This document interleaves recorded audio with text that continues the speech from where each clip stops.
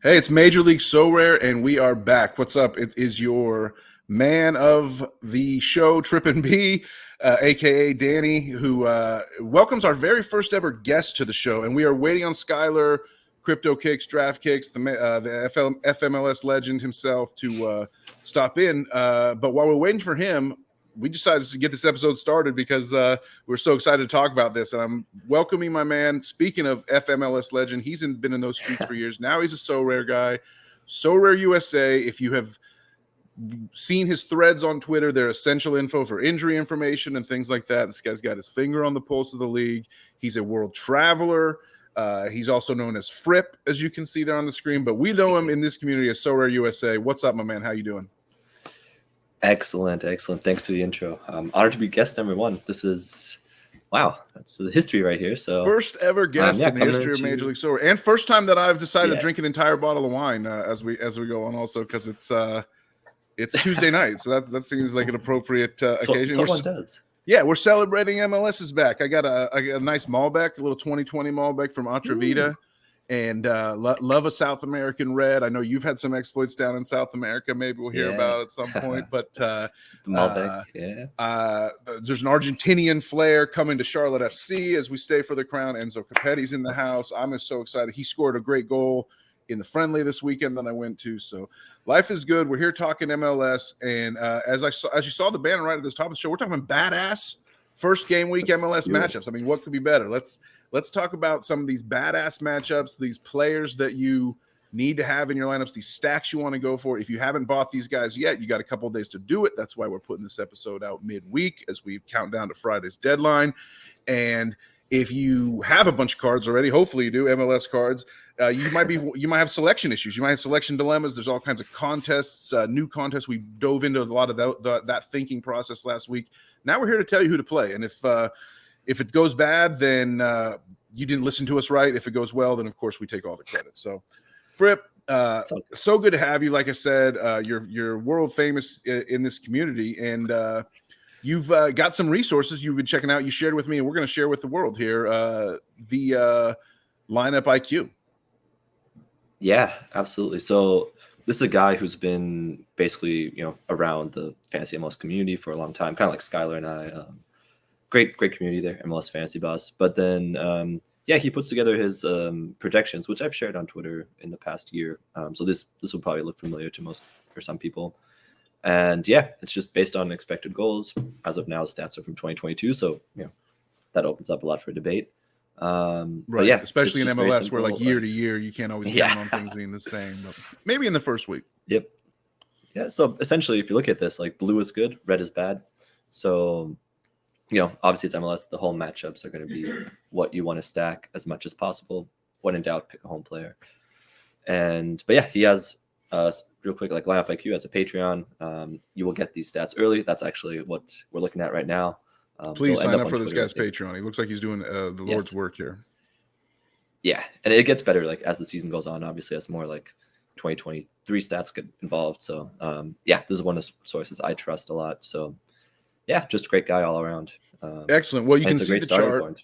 Yeah, you see this chart. You got I've listed down at the bottom of the screen, just kind of put in order like the teams that pop out. You're looking for blue on this chart, right? So anything that pops in blue, and you can see like ATL 2.2 expected goals since they're the only clubs over 2 at this point.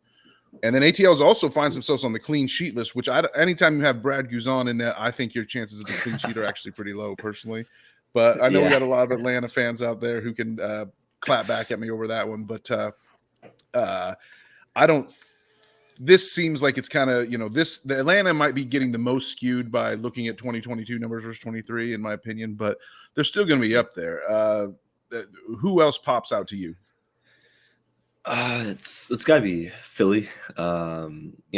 Obviously that defense has remained intact. Nothing has changed really. Right, the record's all healthy. So and so they get Columbus, who, if you want to gamble on a keeper, you get Evan Bush there because it's been confirmed Eli Room's going to miss week 1. So you get another L15 guy at Philly, which 18%. That's huge. I have an Evan Bush. I actually, not to get too blue on the show here, but I have the 1 of 100 rare of Eric Dick and Evan Bush. So I got my 1 of 100 Dick and Bush ready to go. And Wow. I could theoretically sell my Evan Bush for more than I bought it for this week because I think he's going to get popular as the week goes on. But I think I got to keep that tandem together, and I'm just going to get an extra lineup out of it this week by using Evan Bush. So, and there's no like lack of possible entries, so we got plenty of competitions here. Exactly. Which in the past, he's got like cap 240 or either 220 or 240 is where I will end up putting him. Yeah, exactly. Yeah. I put I actually have, like, I don't know, did you do when you could, like, did you start going through a days and days ago, like me, the Sorare Data lineup builder, and start like looking at what you could build for 340? And I actually built like, I think I built like 12 or so different lineups, if not more, maybe even 16 now that I think about it. And now I got to blow them all up because Evan Bush is available, and I got to like start all over, and like figure out who's going to go where again. Yeah, exactly. Because I had a 0 out. I had in my 220, I did have Ashley Westwood, who's also a 0. So these like 0 card cheat codes could be nice. Westwood is projecting at this point to be very good scorer for Charlotte FC. I went to the friendly, like I said, center defensive mid, plays the box to box. He gets plenty of box entries, final third passes, all set pieces. Not the penalties. Sorry, all corner kicks and free kicks. Karol Swiderski took the penalty, which technically is a set piece, but Westwood is gonna, and he's like barking orders out there, and as long as his ankle is fully gonna hold up on the MLS artificial turf, after coming from playing on those 10 years in those lovely pitches in the Premier League, he's gonna be awesome. So I would go out and get your Ashley Westwoods.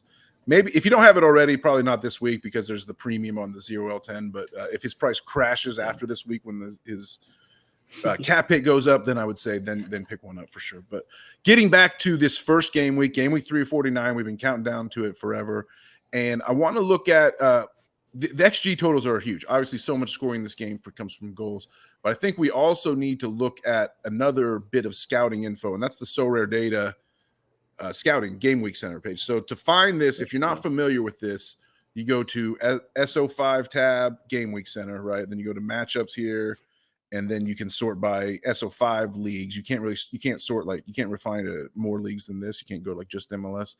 But I'm in the American division. Make sure you get the right game week too. I had to click forward to set this up. But this is great because this puts things, obviously goals are important, like we said, right? Decisives are everything when it comes to getting to the top of the leaderboard. But the AA scoring is perfectly captured. Well, maybe not perfectly, but decently captured, let's say, by Sorare Data. And you can start looking at matchups by individual positions. You can see like the best goalkeeper matchup is Universatario. I know you're familiar with the U, right? Our favorites. Tell us a quick story about the U. You went to go see a match, right? If I'm not mistaken. Oh God, that is one of the all-time failure moments, I guess. But it was essentially Universitario versus Alianza Lima, the Lima derby, which very naive me comes in, meets like 3 British dudes from hostel. We're like, all right, let's go. We'll just get an Uber to the stadium, pick up some tickets, secondary market, from like some, we get there. The line is legitimately a mile long. Like the line to get and you didn't have tickets at the time, with right? a ticket, and we didn't have tickets yet. Yeah. And so we're like, what the hell is going on? And then we ask around. Nobody is selling tickets. It's sold out, right? Like this is like a huge game. Alianza Universitario, like right, that's city derby. Yeah, just stupid. They don't mess around. And then they don't, and it's a single file line that's like legitimately mile long. And then we walk around. Nobody's selling. We go to the gate and we talk to like some of like the security guys and some of like the ticket guys, and they're like, no, sorry, like there's nothing. Like you're just SOL basically. So we stick around and it's like kickoff is coming up. This is the stadium where you're at, right? Yeah. So you see like there's like a mountain range behind it. So like that upper part of this image, you can't really get in that way. Right. And so this line was going from like the front to the whole proceedings. Yeah. Like down this road here on the left, it was going all the way down. So we didn't even see like that middle part in between, like between the stadium and the road. Like that was already like fenced off. Wow. And so we took a picture, I think, along those tree lines. It's like 15 minutes past kickoff. The line is still like 1,000 yards. Like people are not getting into this game on time at all. People are getting pissed. There's like 1 or 2 fights, but I think that's just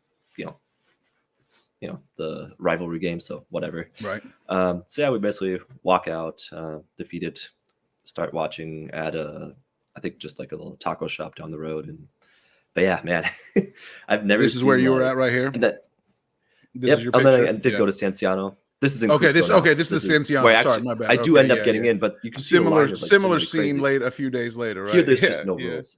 Yeah, here the line like snakes technically, but I think what ended up happening was just globs. So yeah, like I don't know what is with security like compared to Japan, where like you barely get patted down. You don't get patted down. There's no metal detector. You just walk in. So they just trust you. The pros, like comparing those two is just insane. Yeah, I can only imagine. Like you've probably learned so much, like going to see football matches in all these different countries. It just it's crazy how it's like same game but totally different experience. Hey, Sorare's taking you all around the world, and that's why the Universitario is the best goalkeeper matchup to bring it back full swing to the matter at hand. As to why Universitario is a good team to have this week, but if you've watched the show a lot, and I don't know if you have, Frip, but my mantra on the show that I will continue to harp on is if you're going to play the American division most successfully, you want MLS attackers and South American defenders. That's just like the best way to do it. I think MLS defense, unless you're getting the Philadelphia guys from last year, they're just really hard to count on. So yeah. I think on average you have much more success in Argentina, Brazil, which is, and you can see, like, look at just the list of the American division, like 1, 2, 3, 4, 5, 6, 7, 8, 9, 10, 11, 12, 13, 14, 15, 16, 17, 18. I mean, we're 20 plus deep here on the goalkeeper matchup list. And then if I sort by defense, maybe it gets a little better. But like, this is how bad MLS is. Montreal actually rates decently. Yeah, Montreal rates decently in Miami. Defense. Although they have a new coach now and have lost a bunch of the players that made them click. So and they're on the road. They are against Miami, which is nice. Yeah, but Toronto. You can see my Tigres boys here. My Argentinos juniors what are boys. Those full body shots there. Wait. Yeah, so this started dropping on some of the Tigres guys. They do these full body instead of headshot. I don't know why. I think that's Angulo and Pizarro. No, there's Pizarro. I forget which other Tigres guy that is, but yeah. No, Samir's right there. I forget who this is, but regardless, it's not Reyes. Yeah, so like let's look at who like we said, we want to tell you who to play, right? So who can you play? Do you trust Montreal as being the top defensive rated stack here in MLS? No.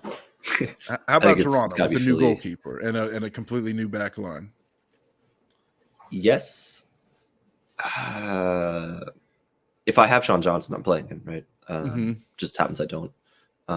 Toronto, I think last year there was I think almost 30 game stretch where the mix of Bono and Westbrook didn't have a single clean sheet. Yeah. So that's just real bad. That's bad. Yeah.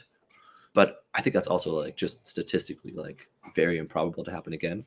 So I'll have some clean sheets, which is and it also keeps you can tell the defenders are busy, which means they're going to rack up points just from actions and things that they end up doing. So you do have that. If you have Petretta, like their new left back, I like him a lot. He was pretty good in preseason. I watched the Toronto LA Galaxy final preseason match the other day, just mostly so I could check out the new Apple package. Nice. I was Toronto did get like a late goal to kind of drag one back, but they looked pretty weak for the most part. And Galaxy looked pretty good, but then they have an injury today. That's another thing that affects kind of our planning for week one is just these late injuries. Chicharito gets hurt. Either room has visa issues. Are there any other stories before we dig a little further in the matchups that have like popped out at you? You're kind of our MLS news guy, like and I know you're halfway around the world right now, and you're very admirably keeping up with like all the comings and goings and the here's and there's.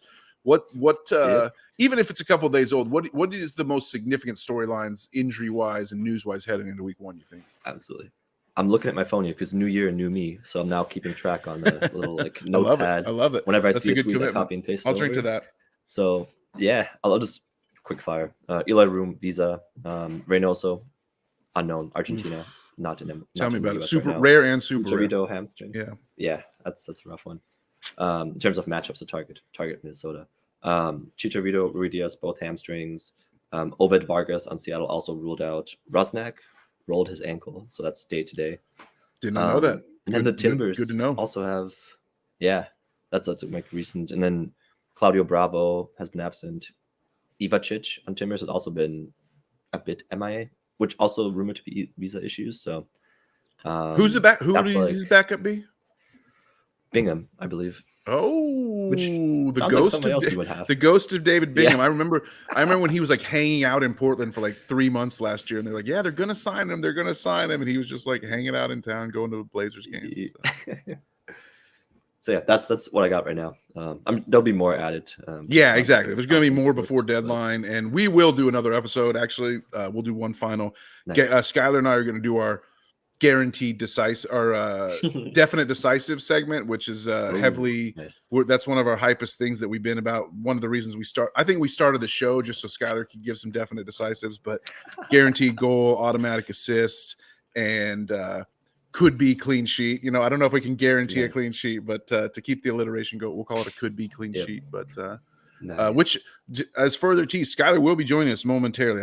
I believe he has taken care of his coaching duties and is getting his studio set up. So get ready for him to jump in, and maybe I won't be able to talk so much as I'd love to do on these episodes. I just can't help myself from talking. But let's get back to matchups and just. It's a combination, like we said, Montreal, Toronto, also on the Real Salt Lake, Red Bulls, Minnesota, and Seattle kind of project as like decent SO5 scoring in the defense and goalkeeper positions. And then you kind of, the thing to do, instead of just relying on one metric, I think the thing to do is kind of cross-check that information with your XG projections that we're looking at here, that we looked at earlier. And you see like who matches are the same. You think, oh, like Red Bulls, they're Seattle, no? Yeah, Seattle and Red Bulls are both among the top clean sheet percentage, and they have high SO5 scoring defenders and goalies. So like that's how you can sort of make informed decisions. That's how so it's interesting though. That brings up an interesting discussion for me, and not that everything's all about my own decisions. I'm not necessarily like trying to crowdsource decisions here, but it could at least maybe be something we're thinking about. And sure others are thinking about, because this guy's fairly well-owned card. And I'm thinking about Javier Arriaga for Seattle. Like, do you think he is on the way out in Seattle? I know like Schmetzer hates him, just for you can tell for sure from like his press and all that stuff. So I'm just wondering if Javi might he was not starting in the FIFA Club World Cup that they played in, where they lost at the last second, and so that made me start to wonder. And I wonder if I trust playing Arriaga this week. It's tough. I would not. It seems like it's going to be Yamar plus Reagan. Yeah, it seems like Reagan. I don't think Reagan is like great for SO5, but Yamar. If you have Yamar plus Fry, that's a pretty good setup. Yeah, I do have Arriaga. I have Nuhu. Nuhu, obviously a fullback's not going to score as well. And I'm actually in the Stefan Fry hater club because I've owned Steven Cleveland since like the early 2021 season. So like I'm all for Steph 2.0, not 1.0. But yeah, Arriaga. The reason I kind of feel tied to this guy, and like this is where it is a little bit personal, but this is my highest level card. My Arriaga card is like one of my oldest, what level is he? Continually trained cards. If I went to my gallery, I think he's getting like a 9.5% bonus. Whoa! With a 2-year-old card, so he's he's had a good run, and I used to have it super rare. I do love Javi. I think he's on his way out though. But what do you think about cards like this? That like, would you hold a guy who looks like he may be kind of getting phased out in MLS? If you think there's the possibility of them, he's level 18 to 20 at 9%, not almost to 9.5. Wow. If you think there's a possibility of him maybe going back to South America and playing in a South American league. Yep. I think yes. So given MLS is the salary cap, his cap hit is I think around $1 million, and that's not just for any backup, but for backup defender is almost like unfeasible in MLS. Like that is hurting Seattle's pockets right now. I think most likely probably end up somewhere in Brazil. They've still got a little bit preseason to go. That'd be great. But if he ends up like Ecuador, Colombia, oh my goodness, like right. If he goes back to like Barcelona, Ecuador, or whatever, that'd be incredible. That's his home country. So yeah. So he's a hold. Absolutely. Even I would say don't panic when I guess the larger patience. lesson of that for everybody is don't panic just because a guy might not start week 1 or it looks a little rough, because like anything can happen, and there's just nothing just in general and so rare. Some of the greatest joys I've had is when cards come back from the dead, you know, like oh, this guy was dead, I can't sell him, I'll never be able to sell him, and then all of a sudden some miracle transfer, like random injury or whatever happens, and all of a sudden you're good to go. Eloy Room can't get his visa, and your number 1 bush is just like swimming in it. So, but without further ado, we need to bring in the other co-host to the show, who is DraftKicks. Let's go. The man known as what's up, boys? As Schuyler DraftKicks, CryptoKicks, one of Frip's oldest friends that he's never met in real life. We were talking about pre-show. These guys go back 10, 12 years in fantasy MLS community, and I'm just gonna let you guys vibe a little bit. I'm gonna sit back and drink some wine. Yeah. Good to virtually meet you, man. Yeah, fantasy legend. Didn't you won a car playing World Cup Fantasy at one point, right? Yeah, that was the 2014 game. Yeah. That's actually funded along the trip. Yeah, the Kia Soul. You know, the good old Kia Soul. Amazing. That's what I'm saying. This guy's a fantasy legend here. So Schuyler, you want a vintage LA Galaxy jersey and Fripp won a car. Is that what I'm gathering here? Yeah, I might have won a few more prizes along the way, but I've never won a car playing fantasy sports before, so he's definitely got me there. Yeah, that was insane. But I was telling TrippinB, is like, I don't know if you realize we've been friends on Facebook, I think, for more than like 10 years. Like, I don't know when you added me or I added you or why that even happened, but yeah. Yeah, somewhere along the way in the fantasy back alleyways we connected, and I think we've always kind of, even like through the Fantasy Boss Discord, we've always kind of kept some conversation going and just kept in touch and kept up with each other along the way. And then once we started Sorare USA, it was really cool to see. And I think you were probably one of the first people I reached out to once we started kind of developing some ideas with Major League Sorare, and I said, like, I don't want to step on Fripp's toes. Like, he's kind of the OG in this space. Like, you started the whole thing. I mean, you're doing God's work over there. Like, I know the people love it.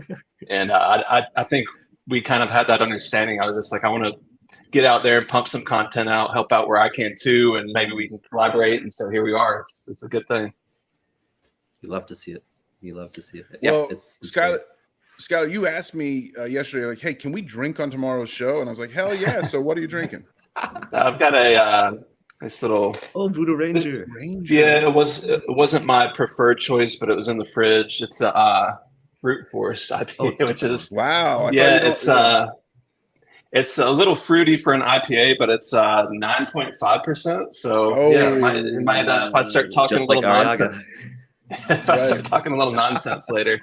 Looks like you've got the vino over there, Tripp. It's all about the ABV. I'm drinking the MLBEC, the Malbec, with some Argentinian flair for the in honor of Enzo Capetti's great friendly goal, as I announced at the start of the show this weekend. So it's a party-like atmosphere. We've got MLS contests open up finally. So yeah, you drinking any Sapporo or any what's the good stuff over there? We're at green tea now. We're in a Taipei. He's in a public place in Taiwan. I'm thinking it's all green tea. What time is it over there? I could have brought beer into here. It's 10 a.m. now. So we're wow. Okay. We're pushing 10 p.m. over here. Yeah. It's late here. It's early there. But we're talking MLS, and it's been really fun, Schuyler. I'm glad you finally joined us because we've just had a blast last 20 minutes or so. But what we were talking about, and you mentioned the MLS Fantasy Boss website. We stole some stats from the Fantasy Boss Discord, although these are available if you join the Lineup IQ Patreon, which I will once again suggest everyone make sure to do. But this was really cool. This is like XG's expected goals for and clean sheet probabilities for all the teams this weekend based on matchups. And we're talking matchups. It's all about like who we want to play. What are the badass first game week matchups for MLS? And what's popping at you from this chart, from your own research? Get on the board here, because like I said, I can't stop myself from talking sometimes, but I've probably been talking a little too much.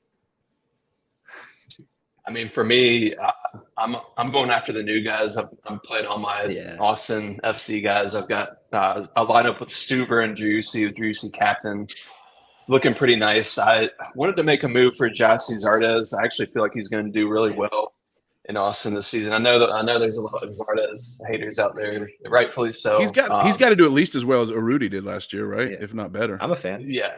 Yeah, he's in a good spot. And yeah, if you've got a Fagundes, I mean, yeah, play all of your Austin guys.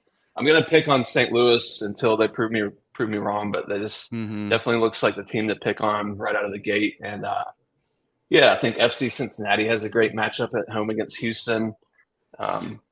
Lucho Acosta, they have the second highest expected goals for on this chart, which is based on 2022 stats. We should give that disclaimer again, but right, it's still, you know, it looks nice. Yeah, it's definitely not the FC Cincinnati of old.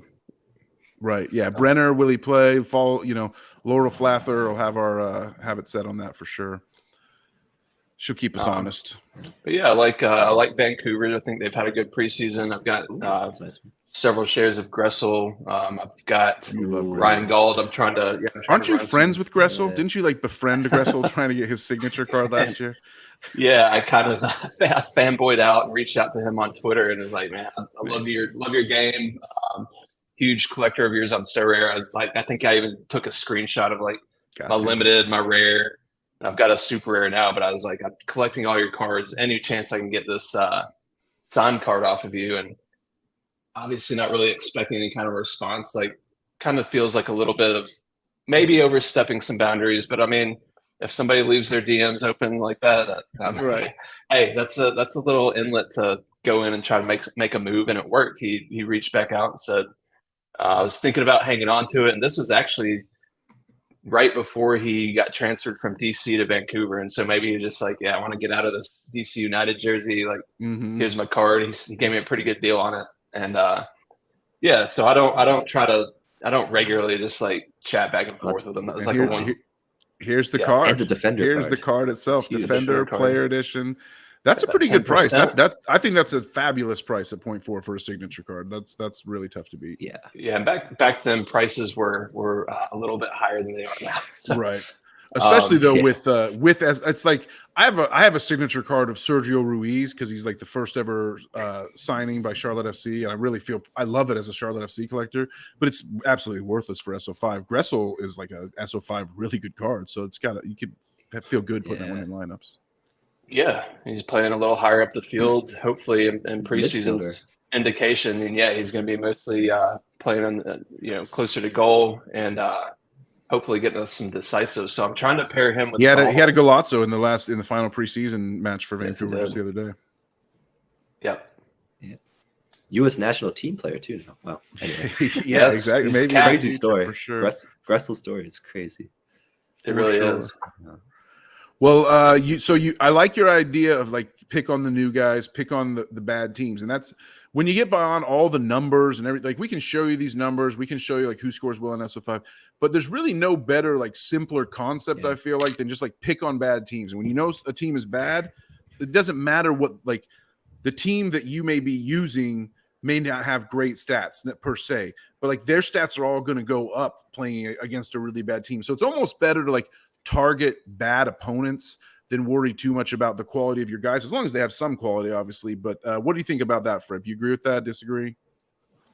No, I absolutely agree. I mean, the ideal is right if you have a good team playing a bad opponent, that's like you're in heaven, right? But which Driussi totally fits that category this week. I think he's probably going to be the one to beat if you're looking at like guaranteed goals. We'll be giving I told them we'll be doing our guaranteed goals episode on Thursday. Yeah, it'll be out there for the people for sure. Yeah, I was looking at, speaking of bad teams, like Minnesota, right? Like Dallas at home, get Minnesota. And they didn't rank too highly on the previous chart, but I mean, if you have, it's also a great team to stack, right? Like Velasco. Unless they can clone 4 or 5 copies of Robin Lode, but by kickoff time, I think Minnesota's in a huge trouble offensively. They never did kick off too well with Amarilla. I know you invested in an Amarilla share last year, did you, Schuyler? Or were we going to get his unique, Luis Amarilla? Like we were going to pool up and buy his unique when he went to Minnesota. Yeah, I think you and I were kicking it around. Yeah. Powell actually had it pretty reasonably priced at the time, and I think both of us kind of that caught our eye. And we're like, would do it, yeah. It was really cheap for a unique forward at that time, and I think we even threw a couple of offers out there and came close. He countered. We were in talks. In talks to group acquire but a unique. Yeah, fell through though. Yeah, Did and not- thank did God not it get did, over the because finish line. he ended up having like a really lame season where Yeah. he would like score an occasional goal, but nothing too big. So Yeah. yeah, I think that's good. What do you think defensively, Schuyler? Is there any teams that you want to give us a tease of potential clean sheet guarantees that we'll be doing later this week, or just like guys that you like are defenses to rack up defensive AA stats and things like that? Where do you fall? I mean, I think Philly is the obvious go-to, even though the matchup that like Cucho and Zeller, they could always turn up with something. I actually like kind of a homer pick here, but I do like Nashville FC's clean sheet chances this weekend. They're playing at home against New York City FC, that's almost completely overhauled. No Maxi Morales. I mean, they still got a few pieces from that MLS Cup winning side a couple of years ago, but it's like literally like 2 or 3 pieces, and they have not impressed me too much. And I think Nashville, like, that's always been kind of their go-to is defense first mentality, and I think that we'll see it right from the get-go here. So I've got Zimmerman. I actually picked up Jack Mayer, who I expect to be starting alongside Zimmerman, and I've got I've got a Mukhtar in limited. I wish I had that. I wish I had that rare like TrippinB just scored. Yeah. We got to pay it off. I forgot to totally pay it off. Like last week, we did the whole thing about I had the first place finish in America Rare Pro, and like who was I going to get? I guess we should pay that off, right? So the winner chicken dinner of that whole situation turned out to be our boy Hani Mukhtar, and just in time for him to be injured and sitting out of preseason matches and officially questionable for the opener. It was really nice of Sorare to reward him to me as a first place prize when guys like Ricky Puge and Alan Velasco were in the pool. That that was really great. You got to reach out for a swap, right? Yeah. If you look at his price, his price in a month has dropped nearly 50%, but that's almost everybody on the platform, so I can't be too mad about it. But the problem with Mukhtar is he's just like so decisive dependent that it's tough to like. He's a good piece to like build a lineup around, but it's like if the decisives fall off, it could be trouble for Mukhtar because he does not rack up the elite AA the way like a Zella Rayan or a Heel or a Reynoso, God rest his soul, used to back in the day. So but I did win. I'm happy to get a win. First place is always great for sure. And for anyone, I don't expect anyone to care about my results in Sorare. The whole reason you're watching this show is to make your results better, and I completely am fine with that and agree with that. But I do like to brag every once in a while when something cool happens for my squad. So yeah, was happy to get first place and welcome Hani. Hopefully he can do some damage for us. I have a Joe Willis. I guess I need to go get Walker Zimmerman. I've got 2. I don't know if I can spare one. I don't know if I can spare one. You trying to make a deal here? Yeah. I don't know. Yeah, exactly. Now, I've got a Zimmerman, I've got a Jack Mayer, and a Dan Lovett, so I can't play them all in the same lineup. But I'm definitely going to spread them out. Lovett's, I mean, he might, especially with Mukhtar out, he might be on sets this weekend. So that's one. It's not bad. Yeah. Mukhtar's questionable. They said it's precautionary, but it's tough for me to put him in like a main lineup. I was joking with Frip before the show. Like I did like 16 lineup builds in the lineup builder, and I like thought they would look pretty good. But now that I got to change them all because like I can't really depend on Hani super much.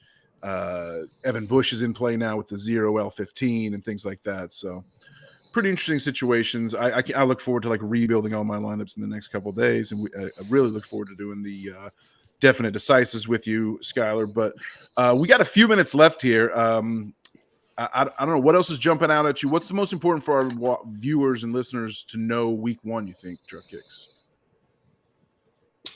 Go check out everything that Sorare USA says on Twitter and their projected lineups, all the retweets. I mean, that's everything that you need is right there. And I mean, don't be afraid to DM a beat writer. I'm not even going to name the writer, but I was direct messaging with one of the MLS beat writers earlier today. Once you cross that threshold, it's like your old friends. They're just happy you're supporting their work and you get the information you need. So yeah. Just promise some beers, Hey, when I'm in Nashville, I'll get you a beer. yeah, exactly. I can always. I'm running a long tab for that. No, but I mean, seriously, I've been living on your projected lineups spreadsheet, and it's. I mean, I know, like you said, like take it. Not everything is going to be right, but it's a pretty good base point for you to look at and build off of. I mean, obviously there's going to be stuff like the deal with the Eloy room today pop up, and coach says that he's out week 1. Like, that's stuff that you can't predict, right? So, but yeah, in general, like, love the content you're pumping out. Like, it's super helpful, not just for me, I know for a ton of people. And so, yeah, obviously, like, anybody that's watching the show is probably already well aware of what you're putting out. But if you're not, then yeah, that's probably one of my, like, hey, everything's all wrapped up in a nice package on at Sorare USA on Twitter. Appreciate it. Like, how about Wayne Rooney saying, speaking of like unpredictable, the starter and goal will be announced? Yeah. Oh yeah, on game day. Yeah. Yeah. You'll know when Opta knows, basically, is what he told us for sure. Just tell us a little bit about your process, if you can, Sorare USA, and just like I called up a thread that you did the other day. This is kind of a typical version. This is not an in-season thread of yours, but this is like a typical sort of like what a thread of yours is going to bring people if they're not familiar. And you really just give a ton of information and links, which is like so useful. People got to follow you. I love to retweet your weekly thread, just, for anyone that's not, hopefully that helps spread it around, because I think it's just so important. But like, look at all this info and these links that you're getting people, like pay attention what this man is telling you. A lot of meat on the bone there. Like, people say like MLS, like I hear this still to this day on, like, I think the Sorare data showed the other day, it's like, it's hard to find info on MLS, which yes is true, but also every league will have these unexpected, I think like some Bayern players didn't make the squad, or Madrid players didn't make the squad after the deadline. Kevin De Bruyne out for Man City 1 hour after the deadline this morning. Yeah, exactly. That's what I'm thinking of. Same with Stones, I think. And so, MLS has plenty of available information. You just have to know where to look. And I think that gap of coming, if you live in Asia, if you live in Europe, like bridging that gap of knowing where to look, like it's there. And a lot of it is publicly available. So, but yeah, like I think Schuyler will know some of this, like the death charts way back in the day, the Ben Bear death charts, like people thrived on that. Like I played like draft MLS for a while, and that was like my bread and butter, Ben Bear was a guy that worked for MLSsoccer.com, and he put together like his personal fun project was like during preseason to maintain these types of depth charts. And now we have Tom Bogert doing it for the official site, or Matt Doyle, but like those are only refreshed or like publicly refreshed every couple of weeks. So and you're doing your own now as well, right? Is that true? Yeah, exactly. Just like it was, something to like keep as up to date as possible, and also to be able to like answer a lot of questions quicker for people. So, which, in a selfish way, like benefits me. So I like, exactly. I have this like auto reply thing on Twitter. I don't know if it still works. Because you're a Sorare player too, right? Exactly. So that's been the thing for like the whole Sorare USA thing from day one. These are all things I would do anyway. And it's just me kind of like helping myself by sharing it, which then sometimes brings in feedback, comments, thoughts. So it's great. It's a win-win, I'd say. Well, so yeah, look at these guys. I'm checking your Charlotte FC depth chart. You're going to be my suggestions. You should flip the CBs, right? Note that Carujo's injured. Malanda Tuiloma, yes, left center back. Give me a Derek Jones as coverage at right center back, even though he will move back to the midfield eventually once Carujo comes back. Give me Bronico ahead of Nuno Santos for the 8, and flip your sides. Vargas on the right, Yusufiak on the left, and you'll be good to go. It looks pretty good. Also, maybe Nathan Byrne, no cards, so it doesn't really matter for Sorare, but he was training off to the side today, not with the full team. So just a little local knowledge for the Charlotte FC depth charters there. Just some thoughts. The Charlotte insider right there. Yeah. Well, we couldn't have an episode of Major League Sorare without me wonking out on some Charlotte stuff. But it's really great work, and I'm so looking forward to MLS. I'm really glad you joined us today, Frip. Thank you so much. Schuyler, any parting words for our guest here? Yeah, I think we mentioned we're going to try to pump out a little more content than usual this week, and maybe try to dump out some definite decisives. I'm kind of interested. I know we'll probably want to throw that out in the next show, but since we've got Frip here, like we've got to hear it. Yeah. Give us one to grow on, please. Yeah, who's your definite decisive? Meaning, I think for us and during the season, we're gonna say like you can pick somebody one week, but you can't pick them the next. So maybe like Make it a little Oh, interesting, okay. so you can't say So it's like like a insignia. survivor pool. We'll be tracking. Yeah, like it. Yeah. so you can't I say was like gonna say insignia Jersey, every but week. okay. You might as well go with I'm them not gonna early. say Yeah, Jersey. yeah. You're No, gonna use them at some nothing wrong point. with that. Nah, let's go. You might be stealing mine if you say that. Yeah, let's go with Velasco. I feel like Ooh, yeah, Velasco you did versus talk. Minnesota. You talked to Dallas earlier. Earlier this Golden year. assists. Yeah, I like it. you know, kind Yeah. of going off We'll the give him beaten one or path the a other. little bit, Is he on set pieces again, Velasco, this year? some free kicks. Some free kicks. but- Okay. I think maybe him and Farfan. Maybe. Yeah, Cervania is Ooh, out. Farfan too. Yeah, Cervania went to Toronto, so and he was known to take a direct free kick from time to time as well. And of course, Ferreira takes a lot of the corners. But I thought Right. Velasco was poaching a little bit last year. Maybe I'm wrong. But No, I yeah, think you're so excellent stuff, guys. Again, like Schuyler said, and like I've hinted at, we are going to be back later with another episode later this week. Can't wait for that. And Frip, hopefully you'll come back. Hopefully you'll be a regular guest on this show because we had a lot of fun talking to you. And if we can catch you on your globe-trotting ways, make time. we'll take it for sure. Yeah, man. All the best on your travels. With that, all we can say is Vamos MLS.